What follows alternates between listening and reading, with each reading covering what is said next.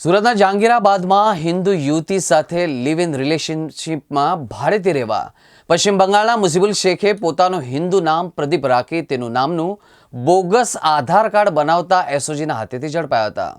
એસઓજીએ તેની પાસેથી 2 આધાર card, 1 PAN card અને એક 4 વ્હીલ ગાડીની આરસી બુકની પીવીસી કાર્ડ મોબાઈલ કબજે કર્યો હતો।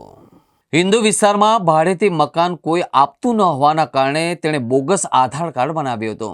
આ આધાર કાર્ડ તેણે મોબાઈલમાં એપ્લિકેશનમાં એડિટિંગ કરીને બનાવ્યા હોવાનું રટણ કરી રહ્યો છે। જોકે પોલીસને આ વાત ગળે ઉતરે તેમ નથી। પશ્ચિમ બંગાળનો મુજીબુલ શેખ સુરતમાં સ્પા યુવતીઓને સપ્લાય કરતો હોવાની આશંકા પોલીસને લાગી રહી છે। જોકે તેણે પોલીસ સમક્ષ રિંગ રોડની માર્કેટમાં ટેક્સટાઇલ ડિઝાઇનરનું કામ કરતી હોવાની વાત કરી છે। જોકે આ વાત ખરેખર સાચી છે કે કેમ તે તપાસનો વિષય છે। હાલમાં એસઓજીના સ્ટાફે રાંદેર પોલીસમાં ફરિયાદ આપી છે, જેના આધારે પોલીસે મુજીબુલની ધરપકડ કરી છે।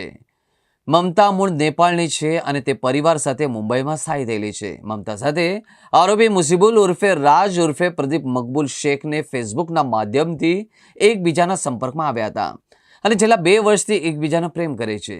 છેલ્લા 1.5 મહિનાથી તે મમતાને લઈને સુરત ચાલી આવ્યો હતો અને ભાડાના મકાનમાં જહાંગીરબાદમાં તે રહેતો હતો।